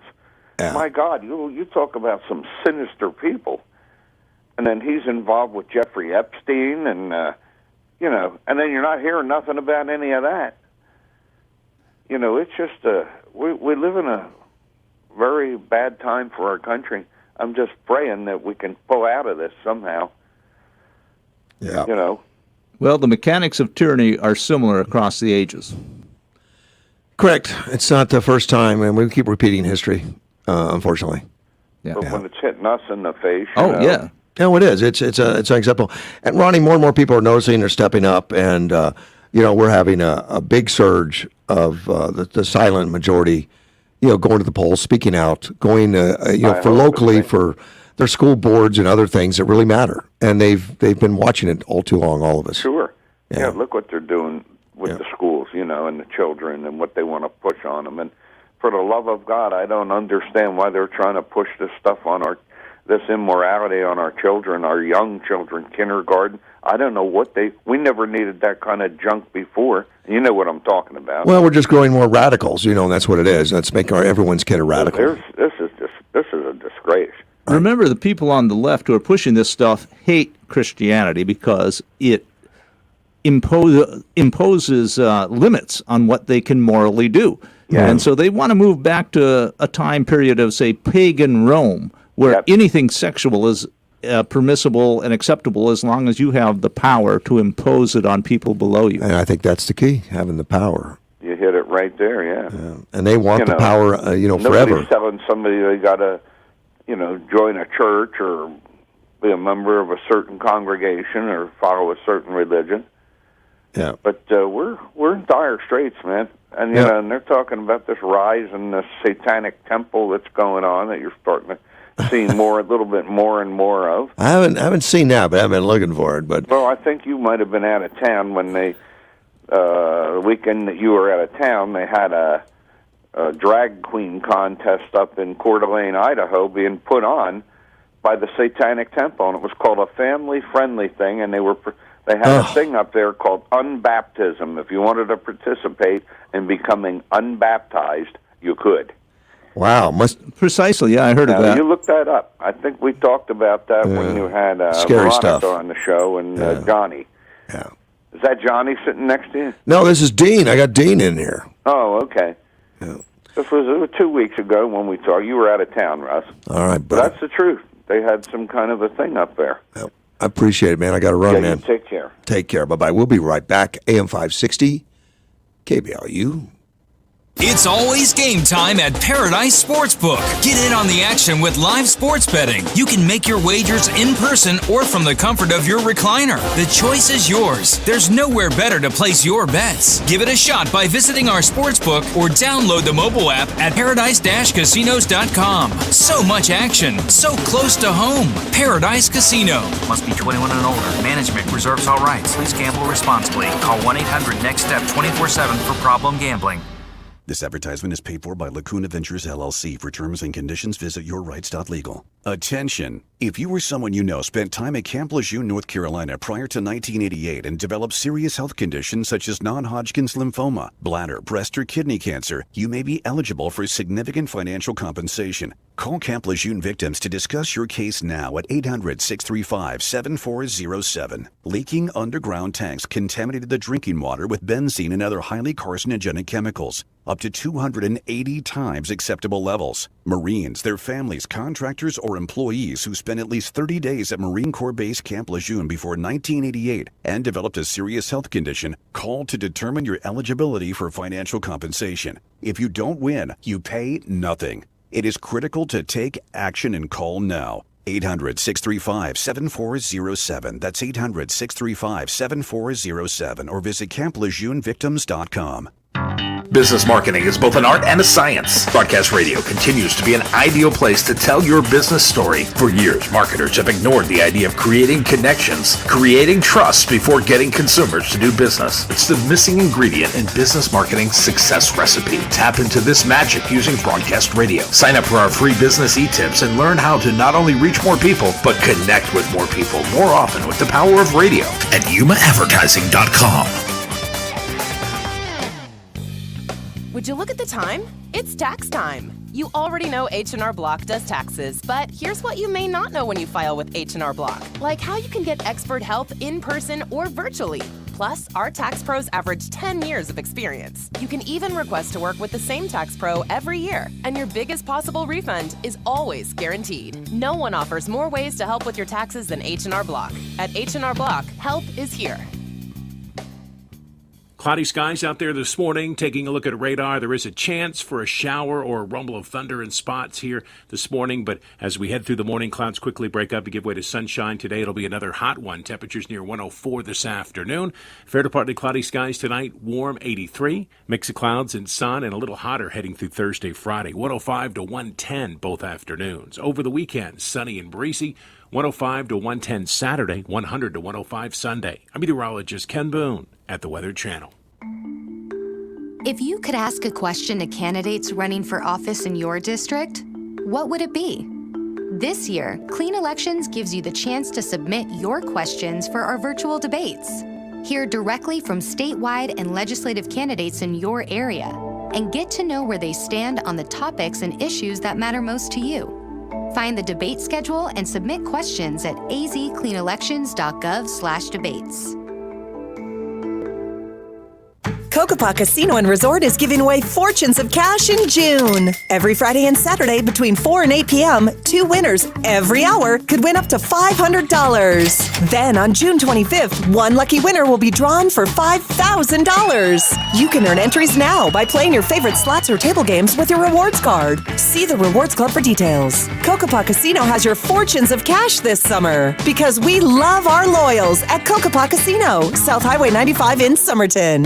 Eldorado Broadcasters is searching for creative problem solvers to join our team of marketing professionals where we help businesses be more successful.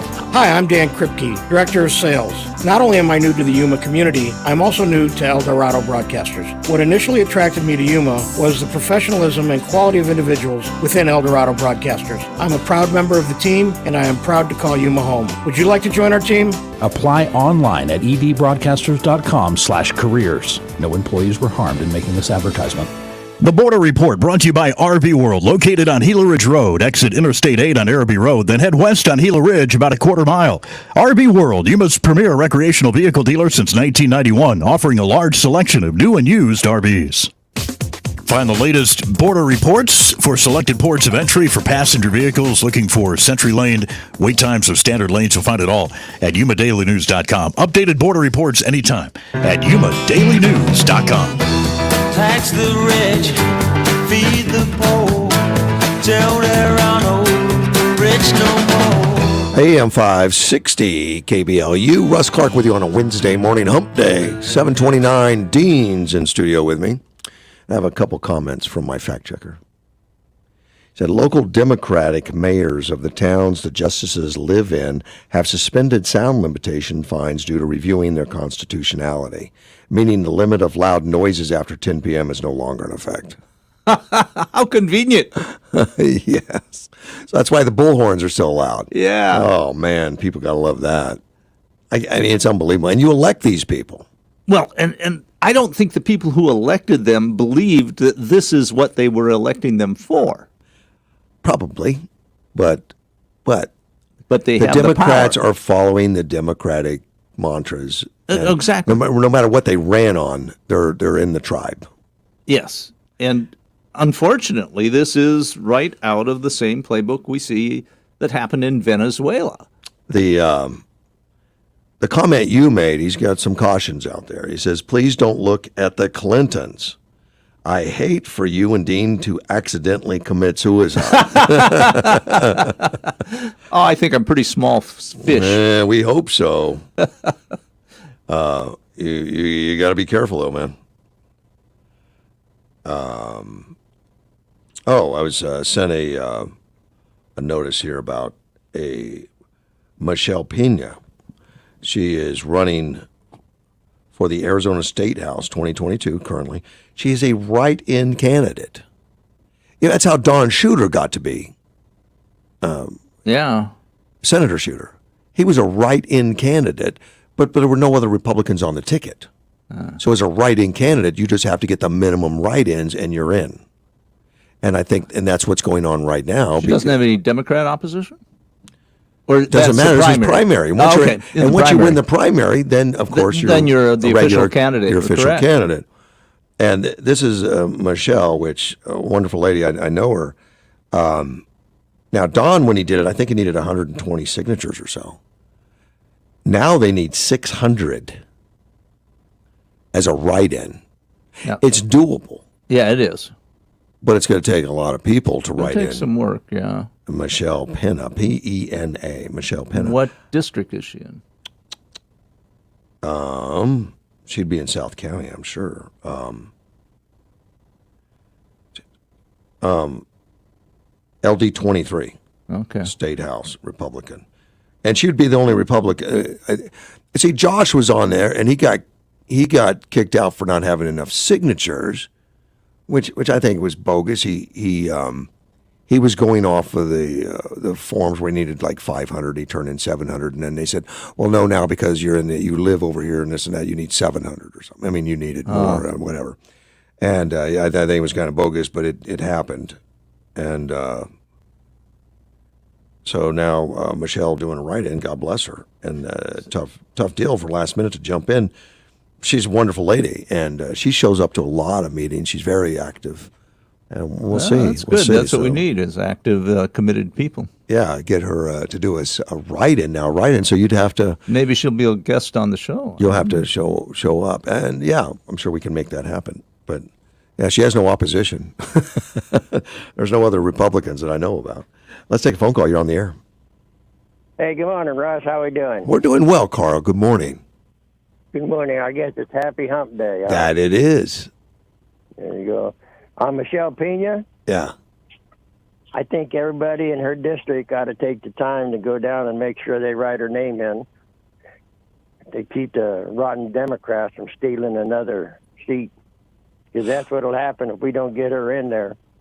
Well, we're going to give that seat to the Democrats. Yeah, there are no Republicans in South County running on it this time because Josh was going to be, but now it's nobody. So it takes 600 people to physically write the name in on the ballot.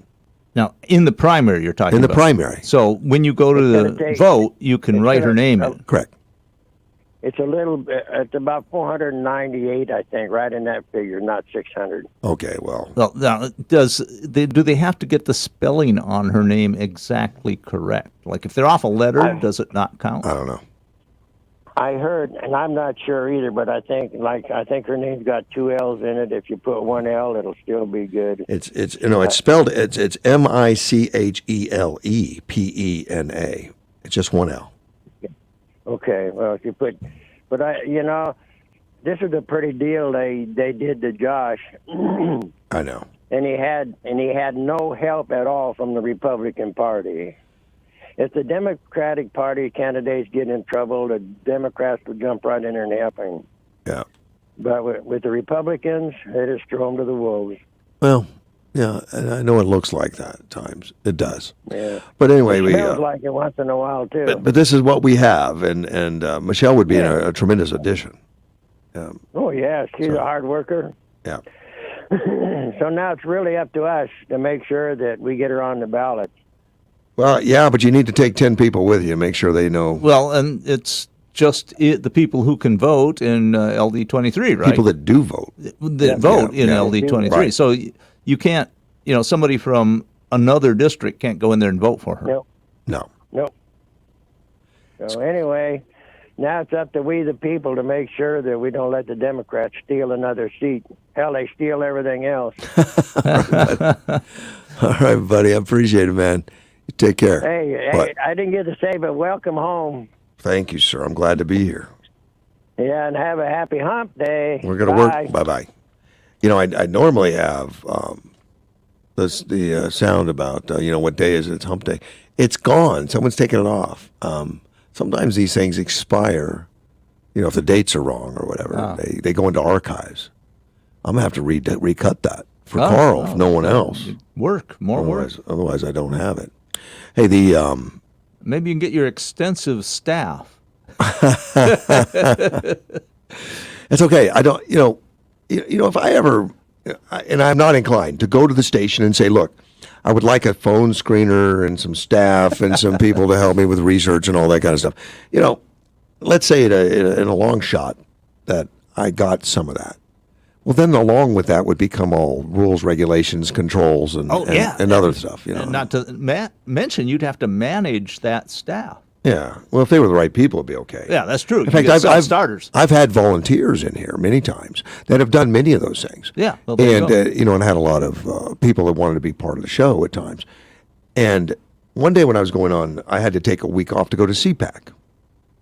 Well, and Mel was in here and others, but I showed Mel how to work the entire board, set up guests and everything for my absence. And then I went to the boss and I said, look, I'm going to be gone for a week, and here's a plan I've got set up. Mel can run the board. Here's some guests, and it'll be fine. I'll call in from CPAC. I'll be gone for these 4 days, and all that kind of stuff. And he just said how arrogant and pompous, basically, of me suggesting on how he should run the station.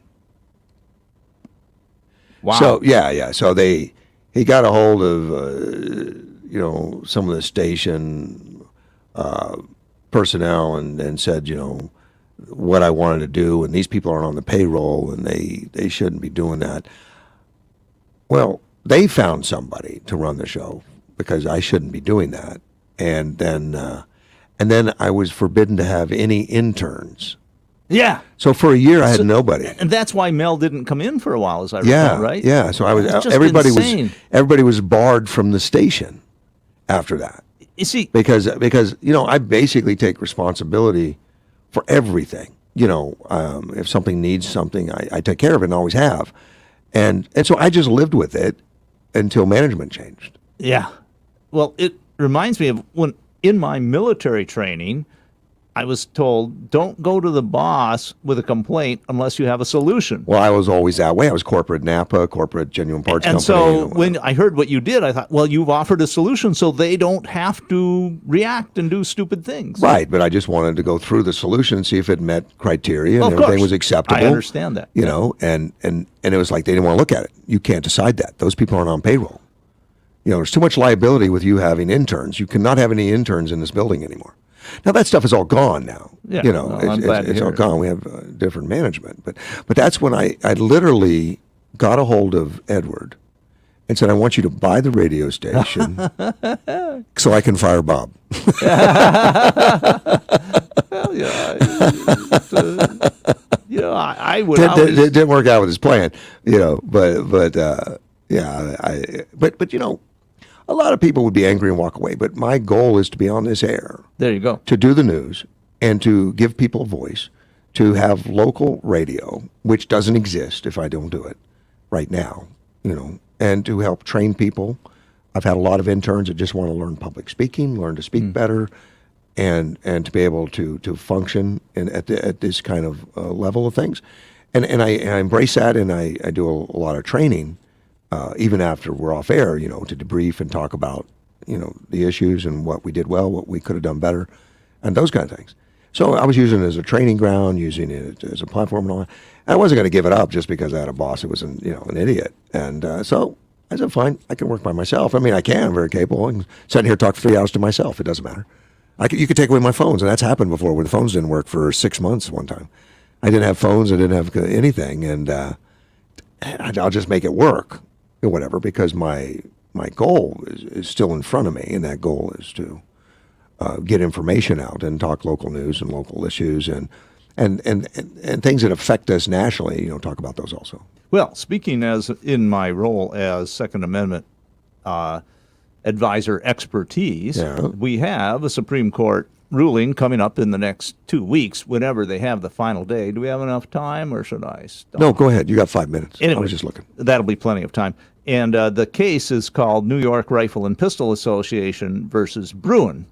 And it's been percolating for quite a while. We had another New York Rifle and Pistol Association case that went to the Supreme Court, and we thought we were going to get a ruling on it. And then what happened is that New York City changed their rules and said the case is moot because we've changed our rules now and it doesn't apply.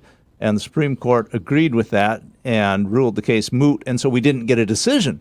Yeah. And then this case, New York Rifle and Pistol Association versus Bruin, came up, and the court agreed to take that case, and now we're going to get a decision on it in the next 2 weeks, maybe sooner. Whenever the last day of this session is for the Supreme Court is probably when they will announce it. And the case is all about whether the Second Amendment applies outside the home. Because the current case, the Heller case, was all about whether you could have firearms inside the home, and the ability to defend yourself inside the home was protected under the Second Amendment. That's all they really decided. And they said, yes, it is, and you can't forbid people from having handguns inside their home, and you can't forbid them from having usable guns inside the home. And now this case, and we're like 12 years later now, is about whether you can have guns outside the home. That's ridiculous. I know. And that's why we've been waiting for this case for a long time. That's kind of like what Mexico's going through. Mexico has its gun laws so restrictive that basically you're not allowed to leave the home. And what the people who are arguing against this say is basically that, if you have a body that decides whether you can have a gun outside the home, and if you can apply to that body and get a permit, even if they never issue any permits, that's sufficient to say the Second Amendment is protected. Yeah, sounds like Mexico. It's similar. I've been told by somebody who's been through the system in Mexico and knew a bunch of people who did, that if you go through all the hoops and processes and pay the money in Mexico, you eventually get your permit to have the firearm. Very few people have those. Right. Because you have to go down to Mexico City. That's the only place they have a gun store, and then you have to go through all the processes, and it costs you probably a minimum of $5,000, which is a lot of money down in Mexico for a lot of people. A lot of money here. Yeah. Mexico becomes infinitely more money. So I foresee a positive effect out of this where they'll say the Second Amendment does apply outside the home, and it's just a question of how much of the New York City laws and regulations they will strike down and what they might say about how you have to apply the Second Amendment in judicial procedure, what level of scrutiny may be involved, and that sort of thing. That's what I expect to happen in the upcoming ruling. Crazy, but a lot of states want to take away gun rights. Well, there's really about 8 or 9 states right now that insist that they have the power to essentially say the Second Amendment has no real purpose and no real power. And those would be Hawaii, California, New York, New Jersey, Maryland, Delaware, Rhode Island, maybe Massachusetts and Connecticut, depending on how you look at them. And but that's where we're at. The rest of the states, 42 states, have shall issue permits, but one of those is Illinois, and that had to be forced on them by federal judicial rule. But the federal government has said you will issue permits. I mean, the permits have to be available, don't they? Well, no, that's what this ruling is about. That's what this New York case is about, is whether or not a state can decide not to issue permits just because they don't like you or don't like your color, or you maybe didn't give the right donation to the local sheriff. How many constitutional carry states do we have? 25. 25. So there's 25 states where you don't need a permit at all. Arizona is one of those. We were the third state that did that. Vermont never had anything but constitutional carry. You never needed a permit to carry a gun concealed or openly in Vermont. And then Alaska became constitutional carry in 2003. And here in Arizona, we became constitutional carry in 2010, as I recall. I remember when it happened. I was already a concealed weapon permit at that point, and I was curious how it was going to go. And I remember the commercials against it, where it was going to be gunslinging, fighting in the streets, blood in the streets everywhere, and it just didn't happen. It was going to be open chaos. I remember it was going to be Portland, basically. We'll be right back. AM 560. KBLU. Kokopah Casino and Resort is giving away fortunes of cash in June. Every Friday and Saturday between 4 and 8 p.m., 2 winners every hour could win up to $500. Then on June 25th, 1 lucky winner will be drawn for $5,000. You can earn entries now by playing your favorite slots or table games with your rewards card. See the Rewards Club for details. Kokopah Casino has your fortunes of cash this summer because we love our loyals at Kokopah Casino, South Highway 95 in Somerton.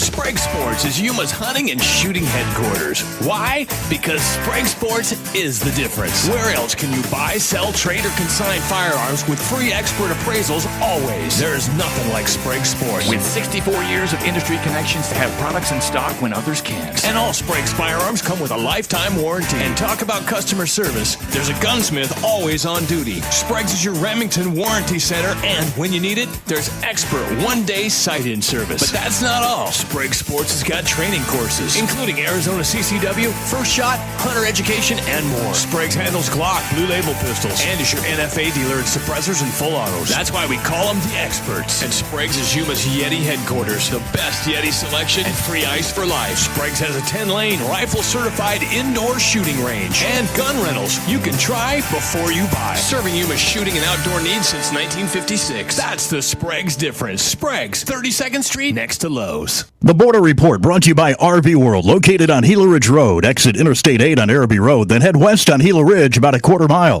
RV World, Yuma's premier recreational vehicle dealer since 1991, offering a large selection of new and used RVs. Find the latest border reports for selected ports of entry for passenger vehicles looking for Century Lane, wait times of standard lanes. You'll find it all at yumadailynews.com. Updated border reports anytime at yumadailynews.com.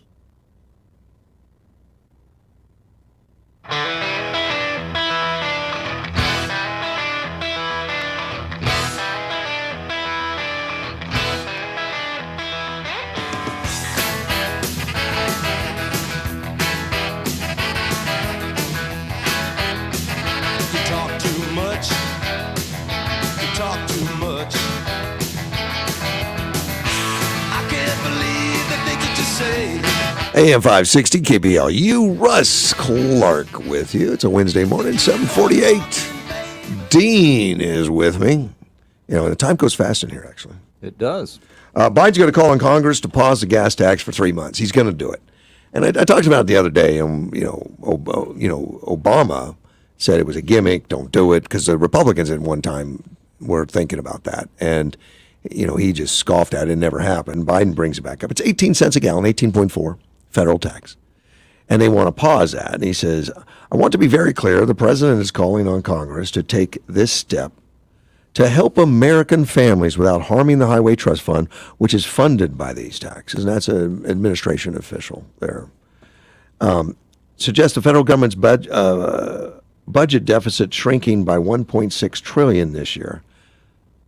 That means we're going over budget by 1.6 trillion less than we went over budget last year. Is that what that means? I don't know what that means. I mean, we don't have a surplus by any means. It sounds divorced from reality. It does, but that's just playing with numbers. Number game, yeah.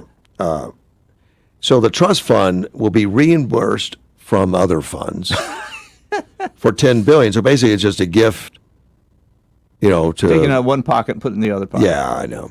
So they're just going to tell people don't pay. We're going to lower taxes 18.4 cents per gallon. Now, is it going to make a big difference to you when you get no? And what I'm thinking, oh my God, now I'm going to take that trip to Hawaii or something. This is an obvious attempt to buy votes. Yes, but it's buying votes for a quarter.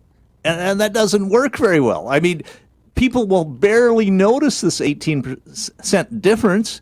I mean, they might notice a little bit, but it isn't going to swing their vote. He's also going to call on states to do the same thing, which this state would be more like 20 cents a gallon. That would do that. But I hope that doesn't happen. I mean, we already struggle with highway fees. Right. We don't need to struggle more. And with oil companies and retailers to pause gas taxes. Well, oil companies don't put taxes on it, and neither do retailers. Right, they don't have a choice. There's not even a sales tax on gas. At least they don't have a legal choice. No. I mean, if there's a state that somehow has a retailer that puts gas tax, I don't know of one. It could be. There might be municipalities that do it. I don't know of one. I mean, it's not impossible. Yeah, it could be done, I guess. But I don't know of any.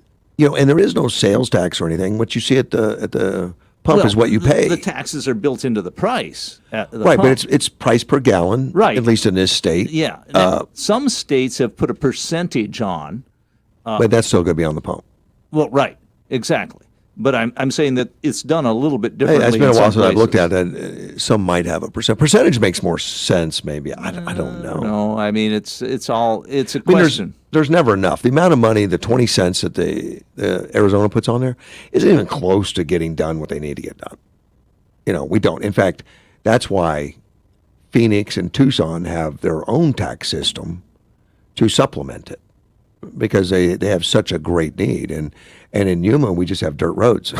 And you have the federal funds that come into that too from the gas tax. Yes. The idea is that the gas tax is to maintain roads. Correct. And a lot of the money has been diverted to other places, mass transit, the subways. What was that train in California they've spent billions of dollars on? Stupid stuff. Yeah, political stuff.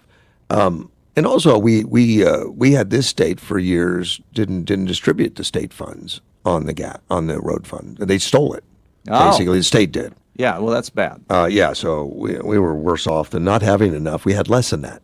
Yeah, less than not enough. The official says he's also calling on the industry to put its record profits to work and step up with more supply, more refining capacity to bring down gas prices. What a lie. What a bunch of crap. Now, he can say it, but then he does all he can to stop it with regulation and everything else. He says this stuff at the same time he is doing all he can to prevent them from doing what he says he's asking them to do. And specifically calling for major oil refineries to come to the table with concrete solutions with the Secretary of Energy convenes them later this week. And when the cost of oil does come down, as it has over the last couple of weeks, like pennies, it's not come down a lot. The president is calling on retailers to properly lower their prices and pass the savings on to consumers. We don't need the executive branch to do that. Competition and everything does that for us. It does it very well. Yeah, you don't have to. You see how reflexive the prices are to oil prices, the retail prices. I mean, the oil prices change and the retail prices change almost immediately. Chevron CEO wrote a letter to Biden Tuesday pointing out that the company works every day to help provide the world with energy it demands and to lift up the lives of billions of people who rely on these supplies. Notwithstanding these efforts, your administration has largely sought to criticize, at times vilify our industry. These actions are not beneficial to meeting the challenges we face and are not what the American people deserve. Well, I think it's a pretty clear statement of fact. Yeah, and there's a frustration there, like you're telling the people that you're asking us to do more, and at the same time, you're telling all the regulatory agencies to shut them down and stop them. Exactly. Energy Secretary Jennifer Granholm is going to meet with the top 7 refiners later this week about how the federal government can assist in increasing refining capacity. It's really freaking easy. They've told you a million times. They'll continue telling you. It doesn't matter. Meet all you want. Until you take action, the federal government takes action to give these people, take the cuffs off and How let them. many decades have they been trying to get that refinery in Tacna built? Oh, I don't even know if that's still on the table. I don't know, but it was like 3 decades they've been trying to, and the regulatory stopped it again and again and again and again. Under Trump, the regulatory agencies all started using common sense and working, and I forget the exact number. More so, anyway. It was like 4.5 months to get a drilling permit. The last time I read, the Biden administration under his watch has not even issued a drilling permit. I was going to say the time for that, never. It's a simple checkbox. So they're the administration now not issuing drilling permit and then yelling at the oil companies to do more, but that's all for public show. Yes, exactly correct. So he can stand up there and say, I've done all I can. I've told him to do it. And at the same time, his henchmen are blocking it. Yeah. It's just a joke. Unfortunately, we're all paying a huge price for it. Well, and then we blame it on Putin. And that's in here, too, that it's Putin's gas price, which is a convenient boogeyman to stick it on. It's not reality because actually we're getting the same amount of oil from Russia we've always gotten. It hasn't stopped, even though Biden says he stopped it. I guess he stopped future contracts. He's not stopping the current one. Correct. But that doesn't get a lot of news. No. The news doesn't say that. Well, what I call the old dominant media. If you look around at alternative sources, you can find it out, such as you have in your research. Yeah. But you have to look. Well, I'm fortunate I've got great researchers. There you go. That's very fortunate. I don't have time to do all that gets done in here. It's kind of amazing. It says, stop cutting Dean off, take turns talking and listening. No. Hey, it's your show. What, Dean, if I cut you off, stand up and yell. I don't care. If I stand up, I'll be away from the mic. Well, that was the point. God, I can't believe you figured it out already. Interesting note here, and I told you off air this one, but a listener wrote in, I'm a conservative, but not a Christian. Not sure Christians and being moral are exactly the same thing. You can have people who are not Christian who are moral, but, yes. But the underpinning of our culture is Christianity. And even the founding fathers who were deists, there were no atheists that I know of, basically accepted the basic Christian morality, the 10 Commandments, as you might say. And what we see in the current leftist situation is they want to eliminate the 10 Commandments. They don't want any restrictions on their morality. So you can have non-Christians who are moral, but Christians at least have a basic morality that you can depend on. And I think he's saying the Christians don't own morality. No, they don't. That's fine. I don't care. That's just part of the whole teachings, the part of the whole program. While there is morality under Christianity, there's also an understanding that everybody messes up and everybody is a sinner, as Christians would say. So you're going to fail, but this is what you aim for. And as far as morality goes, we even have Catholics that are elected officials that are pro-abortion. Yeah. Yes, exactly. And now the church has stood up and is blocking sacrament to, I think, Nancy Pelosi, to Biden, for their aggressiveness of attacking the abortion issue. And if you want to look outside of Christianity, it was very common in pagan Rome. Infanticide was common. The idea that children should be valued and not just killed if they became inconvenient, that wasn't a big deal in Roman and pagan morality. You ever read about, Spartans are known for being ferocious fighters and all that. They had an age at which point they had to prove their ferociousness or they eliminated that child. It was common in Rome among the emperors and such that if they thought that particular child that was born was inconvenient, they just take the child out and expose it and let it die. Yeah. Yeah, we've Yeah, reading history is brutal. It is. The oh, history is brutal. Yeah. Reading it's usually not so hard. Kind of. But it's there was a brutality and one that we don't subscribe to mostly, but it looks like many still do. It was Judeo-Christian values that changed it. Yes. Yeah. Well, we're done. The time is up. We're finished. Dean, thanks so much for coming in. Even if I cut you off, come in again. And, because I've got more cutting off that needs to be done. We'll be back. In fact, Chamber Chatter up next. AM 560, KBLU.